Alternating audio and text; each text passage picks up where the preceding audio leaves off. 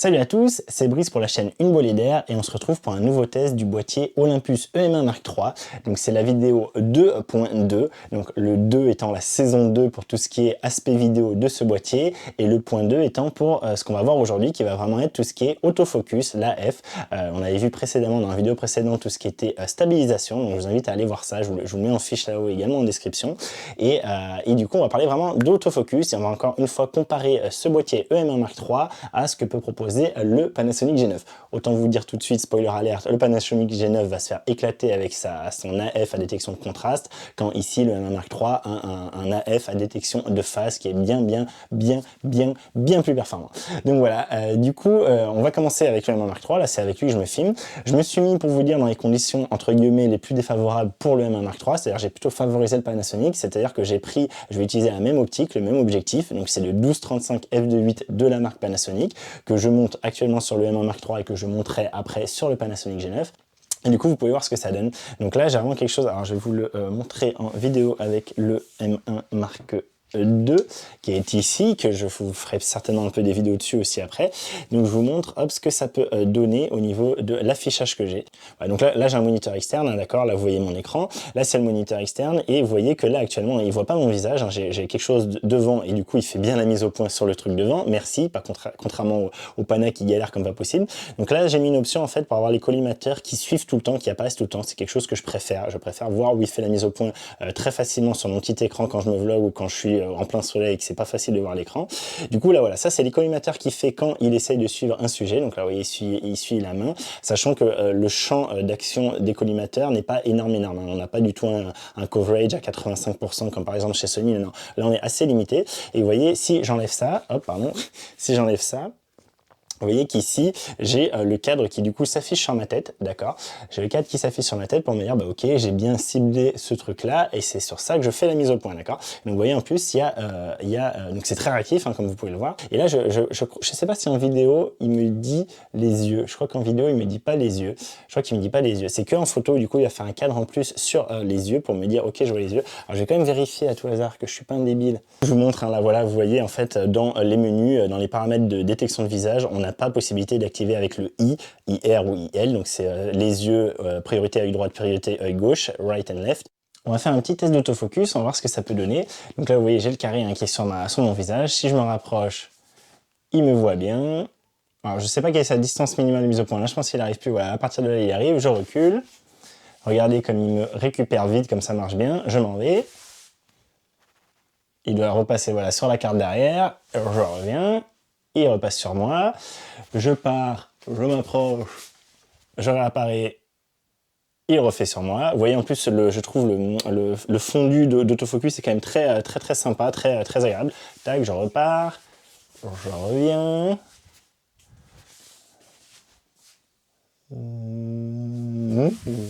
Hop. Et on va refaire dans le sens. Donc j'étais devant, je m'en vais, je repasse. Là il me voit, ça y est, il m'a pris. Hop, je repars. Tac, tac, tac. J'arrive. Je repars. Et je reviens. Là, il me voit pas, là il me voit. Donc voilà, donc vous voyez, ça marche quand même très bien. Franchement, je suis très content de cet autofocus. Bon, c'est quelque chose de très similaire par rapport à ce que j'avais avec le M5 Mark III. Donc vraiment, si on l'a pas de souci. Et donc oui, et aussi, hein, je peux montrer des choses. Hein, ça, hop, si je veux montrer par exemple le M1 Mark II, je le passe devant et vous voyez que très rapidement, il fait la mise au point, ou c'est logique de la faire, il est pas con, et si je repars, il a refait sur moi. Donc voilà, ça me change clairement la vie par rapport à Panasonic, hein, c'était sans aucun doute possible, et ce qui est de nouveau ce que j'ai de plus sur cette EM1 Mark III que je n'avais pas sur le M5 Mark III par exemple, c'est la possibilité de gérer, alors je crois qu'il y a la sensibilité, la vitesse, je vais vous montrer tout ça au niveau de cet autofocus, et donc on va tester, on va faire 2-3 exercices comme je viens de faire pour voir qu'est-ce que ça change, est-ce que c'est mieux, est-ce que c'est moins bien. On va regarder ça tout de suite. Ah, je vois déjà. Je vois déjà. Du coup, là, je viens de passer, donc c'était dans la vitesse de l'autofocus, la vitesse du continuous autofocus, du CAF. Du coup, là, elle est plus lente, donc il doit mettre plus de temps à la faire. Alors, on va voir, vous allez me dire si vous trouvez que c'est le cas. On va voir si, hop, il met plus de temps à refaire sur la carte derrière. J'ai l'impression, hein, quand même, par rapport à, hop, revenir sur moi. Alors je vais revenir en arrière, faire la carte. Là, j'ai l'impression que ça prend plus de temps que tout à l'heure quand même. Hop, et moi devant. Là, il me voit, il essaie de faire une mise au point, ça prend plus de temps. Et là, il a fait. Donc j'ai l'impression quand même que oui, ça marche bien. On va essayer ce test que moi j'aime bien, qui est quand même, je trouve, un test très pratique. Je vais vous montrer quelque chose à l'écran. Ça y est, je crois que la mise au point est faite dessus. Je m'en vais. La mise au point est faite. Donc voilà, donc ça c'était pour la vitesse de mise au point lente, d'accord.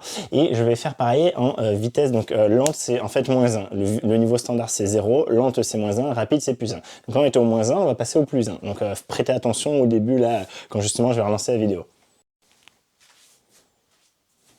Oh. Ah oui, c'est impressionnant là. Je pense que vous devez voir que c'est assez impressionnant. Alors là, c'était pas spécialement plus rapide, j'ai l'impression, sur la carte. Par contre, sur mon visage, j'ai l'impression que c'est quand même bien plus rapide. Ouais, encore si c'est plus rapide, hein, quand même. Hop. Hop. J'attends qu'il fasse, voilà, ça c'est sur la carte. Il m'a pas vu, ça y est, mais ouais. Ouais, j'ai l'impression que ça marche bien quand même, hein. La différence entre lente et rapide est quand même assez franche. Je vais voir si je vais pas rester en rapide, parce que moi c'est... Après, l'inconvénient, c'est que des fois, on peut faire une mise au point sans faire exprès sur quelque chose qu'on n'aurait pas spécialement voulu. Mais là, par exemple... Est-ce que c'est beaucoup plus rapide? Je ne sais pas. Là, il vient de la faire. J'ai l'impression que c'est quand même plus rapide. Je me demande si je vais pas rester dans ce réglage-là, si je vais pas rester comme ça, parce que moi j'aime bien que ça aille assez vite quand même. Voilà, visage, appareil photo, visage, appareil photo, maintenant. Donc voilà, je trouve que ça marche plutôt bien. Je vois une différence entre rapide et lente. Donc là, je suis à +1. Tout à l'heure, j'étais à -1. Donc je pense que je vais peut-être... alors je sais pas, ça risque de foutre la merde. Je vais peut-être repartir à 0 sur la vitesse d'autofocus et maintenant changer la sensibilité. Comme ça, je risque pas de le perturber peut-être. Ou alors je commence... Moi, je vous avoue que je vais peut-être partir sur ça, sur cette vitesse d'autofocus là. Donc je vais peut-être rester là-dessus et faire les tests là-dessus. Comme ça, vous verrez. Et ouais, je pense que je vais faire ça. Et vous me direz en commentaire si vous voulez que je fasse du coup les tests de vitesse, enfin les tests de sensibilité aux 3 niveaux de vitesse. Ce que je viens de faire, c'est que je viens de mettre là, ici, il y a le EM1 Mark II qui est en train de filmer l'écran qui m'enregistre, enfin mon moniteur.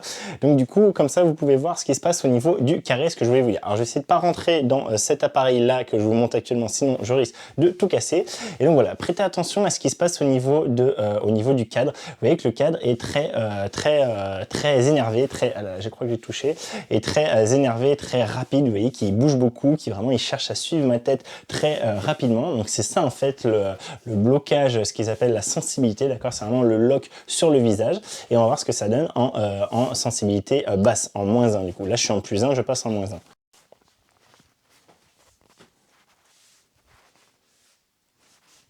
Voilà, je sais pas.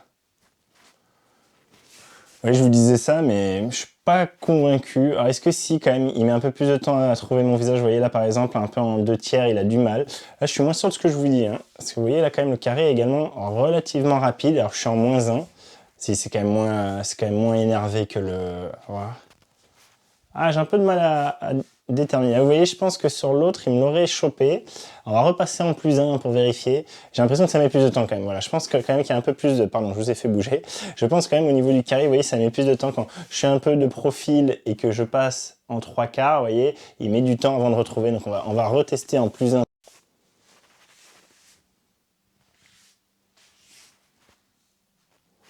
Voilà, vous voyez, je vous dis ça, mais est-ce que c'est tellement plus sensible? Je sais pas. Bah, dites-moi ce que vous en pensez. Je vous avoue, j'ai du mal à juger là. Je sais pas si c'est ça du coup qu'ils entendent ou pas. Je sais pas si c'est le log du coup, le log que nous on met quand on fixe du coup quelque chose sur l'écran. Je dis ça, mais là je peux pas de toute façon, lui il est désactivé du coup. Je sais pas trop, voilà, dites-moi ce que vous en pensez. S'il y a des experts de ce truc-là dans la salle, par exemple je crois que le M1X aussi l'avait. Si vous aviez le M1X et que vous avez déterminé exactement les vidéastes à quoi servait cette vitesse, cette sensibilité, pardon, pas cette vitesse, à la vitesse j'ai très de suite vu. Par contre la sensibilité, je suis pas sûr si c'est vraiment sur à quelle rapidité il va, pas quelle rapidité, mais à quelle façon il va s'accrocher plus facilement sur sur le visage et le suivre. Vous voyez, j'ai pas l'impression que ce soit tellement plus rapide que tout à l'heure. Donc je sais pas, dites-moi ce que vous en pensez, et si vous savez, surtout dites-moi. Donc voilà, j'ai pas trop d'avis sur la question là, je vous avoue. Alors sûrement qu'en lisant dans le mode d'emploi ou quoi, je trouverai ce que c'est, mais moi j'aime bien le voir de visu, et là honnêtement je vois pas une grosse différence du tout. Peut-être il est un tout petit peu plus, il chope un tout petit peu mieux là, mais honnêtement c'est pas, je trouve pas que ce soit du tout transcendant. Je trouve pas que ce soit du tout transcendant. Donc ouais, je sais pas. Vous me dites en commentaire.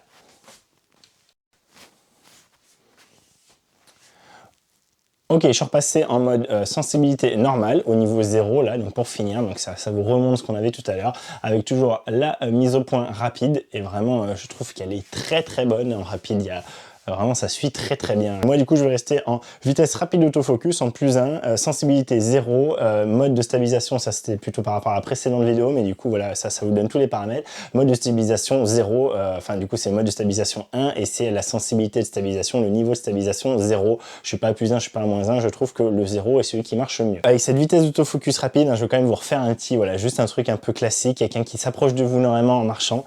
Voilà, je trouve que c'est quand même assez impressionnant ce que propose cet appareil. Vous voyez, bon, là je commence à me rapprocher beaucoup, donc il doit plus réussir à me voir, mais et encore s'il y arrive, là je dois être à 30 cm d'objectif, quelque chose comme ça, du 12-35.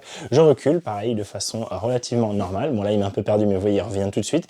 Et l'autofocus a beau être rapide, je trouve qu'il est très fluide, c'est-à-dire qu'on n'a pas d'à-coup, on n'a pas des espèces de là je suis trop près, hein, il me voit pas, mon voilà, là il revoit mon visage. Il n'y a pas ces espèces de, vous savez, des fois de clic clic clic clic clic. On a vraiment quelque chose qui va être fluide, qui va être voilà naturel, un autofocus qui va pas être par palier, mais par quelque chose de tout à fait naturel, un fondu qui est doux, qui est propre et qui est très agréable à l'œil comparativement à d'autres choses qu'on peut avoir, sans pulsation coucou Olympus, coucou Panasonic, sans pulsing en permanence, sans breathing, et donc ça c'est bien cool. Et j'essaie de vous le faire aller en me rapprochant très très vite. Bon là il faut voir qu'il voit plus mon visage, il faudrait que je sois plus loin et qu'il essaie de me retrouver. Après je peux faire également un sortie d'écran, encore une fois, et une re-rentrée d'écran. À quel point il me retrouve très très vite, et je trouve l'autofocus est vraiment très bon à ce niveau là. Voilà, dites-moi ce que vous en pensez. Donc maintenant on passe avec le Panasonic G9. Donc là vous voyez pour l'instant tout va bien. Donc ce que j'ai fait c'est que je me suis mis exprès, j'ai mis le même niveau, enfin le fait que le M1 Mark III du coup je suis tout le temps avec la stabilisation 1, vous savez, du coup j'ai le crop dans l'image, et là ce que j'ai fait c'est du coup je suis avec le 12-35, le même que j'ai utilisé sur l'Olympus, sauf que je me mets de façon, enfin je zoome, je dézoome plutôt, non je zoome de façon à avoir la même image. Moi je le sais par rapport à mes deux lumières qui sont en limite d'image, vous les voyez pas, mais des lumières moches que je vous dis elles y sont. Du coup voilà, je me suis mis pour avoir à peu près la même taille d'image. Alors on pourrait me dire oui mais peut-être qu'à 35 mm l'objectif va être un peu plus réactif ou pas, là selon combien on est en zoom. Non franchement ça va pas jouer, ça va jouer au milliardième, c'est pas ça le problème c'est vraiment le type d'autofocus qu'on a sur Panasonic avec cette détection de contraste, c'est une catastrophe. Donc là voilà, par exemple là tout va bien, d'accord, mais si j'essaye de faire ça et de lui dire par exemple, je sais pas, que je vous montre hop le M1 Mark III, donc là mon but c'est qu'il fasse la mise au point sur évidemment l'appareil photo. Là il a pas trop fait trop mal parce que j'ai un gros truc au-dessus. Si j'avais pas si j'avais pas la moumoute, je pense que ça aurait été beaucoup plus compliqué. Vous voyez comme c'est compliqué. Et là pourtant il voit pas mes yeux, hein. Là moi sur l'écran il m'affiche pas ça, il m'affichait pas qu'il voyait ma tête. Là il affiche qu'il voit ma tête, il essaie de faire mise au point, voilà, c'est assez lent. Là il voit pas ma tête et il sait pas trop ce qu'il fout. Là franchement ça va, mais je pense que c'est ce que j'ai un gros truc. Allez voir mes autres vidéos, allez voir, bah vous voyez déjà comme il galère, hein. Allez voir mes autres vidéos, ouais, c'est une catastrophe, voilà. Et ça c'est pas le plus pire que ce que j'ai vu. Il y a vraiment des moments où je pouvais mettre un truc devant moi pendant 3h30, il continuait à vaguement voir un œil, ou même il voyait pas mon visage, mais il continuait à pas vouloir faire la mise au point. Donc voilà, allez voir mes autres vidéos, allez voir mes vidéos du test de l'EM5 Mark III, je vous les mets en fiche et en description, vous verrez, hein, il y a vraiment un moment où c'est une catastrophe, où ça prend 20 plombs avant qu'ils comprennent, et ça le fait souvent. Donc ça c'était par rapport à si je montre un objet, d'accord, mais ça va pas être tout. On va voir par exemple, alors imaginons du coup que par exemple je sors du cadre, on va attendre de faire qu'il fasse sa mise au point sur la carte derrière, et je re-rentre dans le cadre. Voilà, là c'est bon, il a fait, très bien. Je sors du cadre, je re-rentre dans le cadre. Ok, c'est pas si mal, franchement il s'en est sorti, il y a eu des fois où il a mis beaucoup plus de temps à s'en sortir.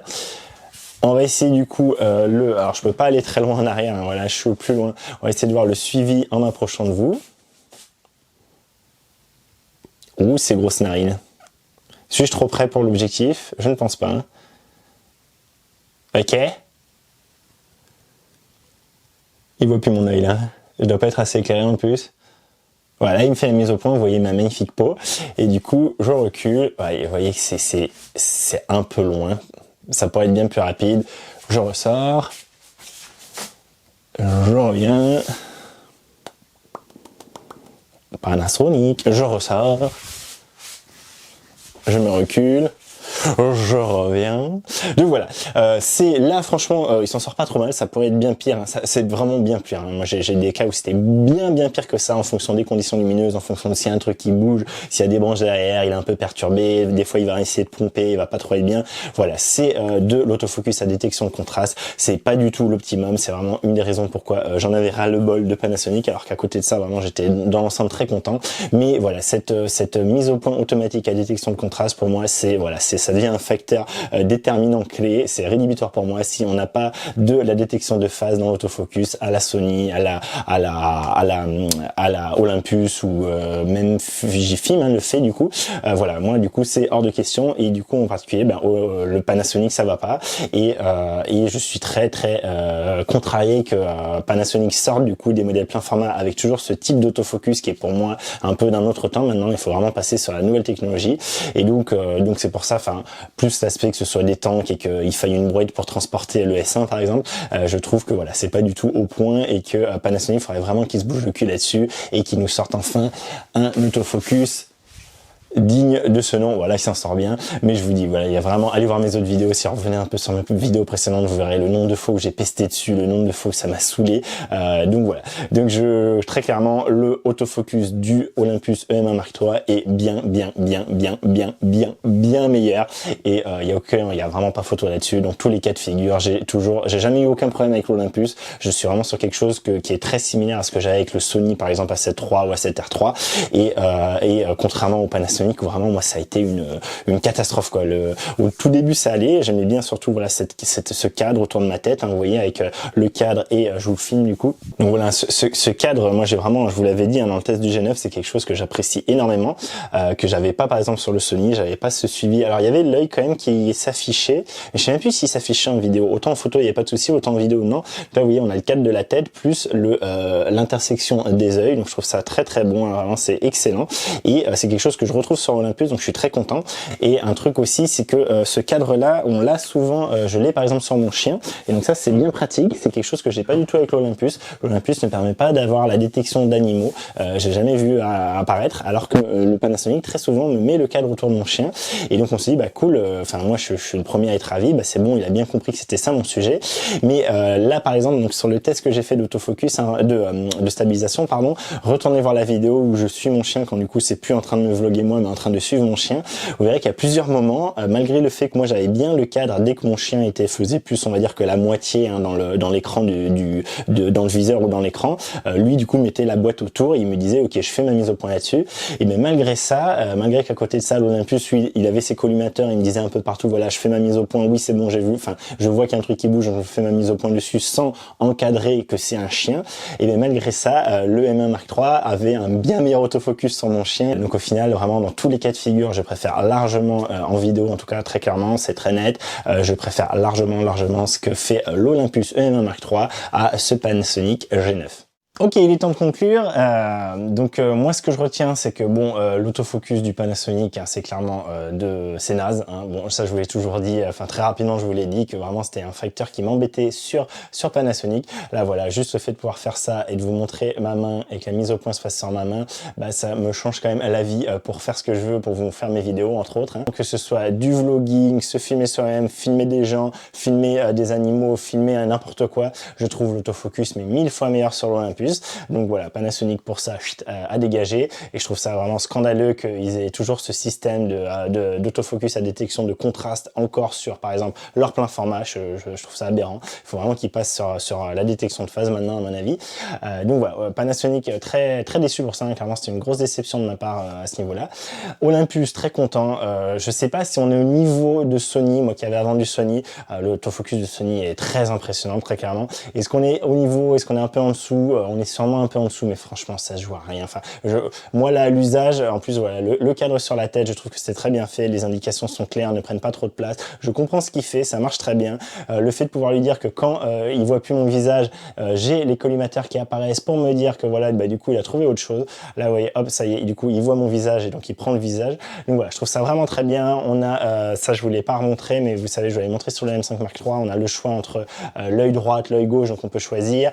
Là, c'est pareil, je peux pas vous le montrer parce que j'ai pas plein de personnes, mais maintenant on peut directement choisir, taper sur l'écran. Là, par exemple, il voit ma tête, mais s'il y avait la tête de quelqu'un d'autre à côté, on pourrait choisir nous-mêmes en tapant sur l'écran, sur la case qui va bien, pour fixer ce visage-là. Donc typiquement, dans une photo de groupe, si on veut plutôt que ce soit par exemple le petit qui c'est anniversaire qu'on voit, du coup on tape sur sa tête et voilà.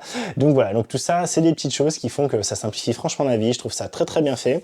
Vous avez vu, on a des réglages supplémentaires hein, au niveau de la vitesse de autofocus. Moi, je me mets en +1 clairement. Je trouve que c'est réactif et pour autant très doux. Donc ça me va très très bien au niveau de la transition du focus. À côté de ça, sur la sensibilité, je suis pas convaincu de voir l'intérêt. J'ai l'impression que c'est sur le locking par exemple sur le visage, mais je n'ai pas trouvé que c'était voilà, que c'était transcendant. Et voilà, dites-moi ce que vous en pensez en commentaire. Dites-moi si vous voulez que j'essaye d'autres choses et si surtout vous savez exactement à quoi ça sert ce truc-là. Et sinon, bon, ça c'était plutôt par rapport à la vidéo précédente, mais je vais rester sur la stabilisation en niveau 0, en niveau de stabilisation 0 et pas +1 ou -1. Je trouve que ce qui est le plus naturel, le plus efficace et naturel, le meilleur compromis efficacité rendu naturel. Donc voilà, ça vous donne une idée de tous mes petits réglages qu'on peut faire là-dessus sur cet Olympus M1 Mark III. Je trouve ça vraiment très bien qu'ils proposent tout ça. Merci Olympus, c'est super cool. Moi, je suis très content de ça. Donc voilà, on avait un peu tout ce qui était primordial pour moi en vidéo. Je vais pas vous faire de trucs sur le profil flat, sur du coup le log qu'on peut avoir, parce que moi c'est pas quelque chose dont je me sers au final. Je vous l'ai dit hein, sur le G9 au final, je m'étais servi une fois, je me suis servi à New York du 4.2.2 et ça a été une tannée pas possible. Et au final, je trouve pas que pour ce que moi j'en fais, ça m'apporte grand chose. Donc je préfère rester sur le profil naturel de chez Olympus et un peu des fois au logiciel derrière, un peu color gradé, corriger des choses, des balances des blancs un peu ratées, des choses comme ça. Mais voilà, moi j'ai pas aller spécialement sur le flat ou sur le log, à moins que vous me demandiez explicitement. Vous me disiez vas-y s'il te plaît fais ça. Peut-être vous voulez typiquement si l'un d'entre vous vraiment est très poussé dans la vidéo et veut par exemple que je fasse une vidéo que je lui tourne et que je lui donne le fichier brut sur un drive pour qu'il ait le fichier directement avec le log ou avec le flat que lui-même puisse éditer derrière. Ça c'est tout à fait possible. Je comptais pas le faire, mais voilà, si vous êtes plusieurs à me le demander, s'il y a qu'une personne je ferai peut-être pas, mais si vous êtes plusieurs à me le demander, je le ferai avec plaisir. Donc voilà, pareil, allez-y en commentaire. Et donc ça va être ma conclusion de la vidéo. N'hésitez pas à me poser vos questions, à faire vos remarques, à me corriger si j'ai dit des conneries en commentaire ci-dessous. Et n'hésitez pas si vous avez aimé cette vidéo à la liker, la partager. La prochaine vidéo va parler du son parce que vous avez vu au début j'ai eu pas mal de problèmes de son. Là normalement c'est réglé, sur ces deux vidéos là normalement c'est réglé, mais sur les deux vidéos avant ces tests vidéo, donc sur la vidéo que j'avais fait sur la casse, la toute dernière vidéo sur la casse de M5 Mark III et la première vidéo sur cette M1 Mark III, le passage où j'avais utilisé le micro sur la M1 Mark III, il y avait du clipping, ce que j'appelle du clipping, les petits cracks qu'on peut avoir dans le son, qui était très embêtant. Là normalement c'est réglé et du coup je vous explique tout ça dans la prochaine vidéo. Du coup n'hésitez pas à vous abonner et à cliquer sur la petite cloche pour être averti de cette prochaine vidéo. Et moi je vous dis merci d'avoir regardé celle-ci, portez-vous bien par ces temps, faites-vous plaisir, continuez à vous intéresser à la photo, tout ça, et je vous dis à très vite pour une autre vidéo. Allez, salut!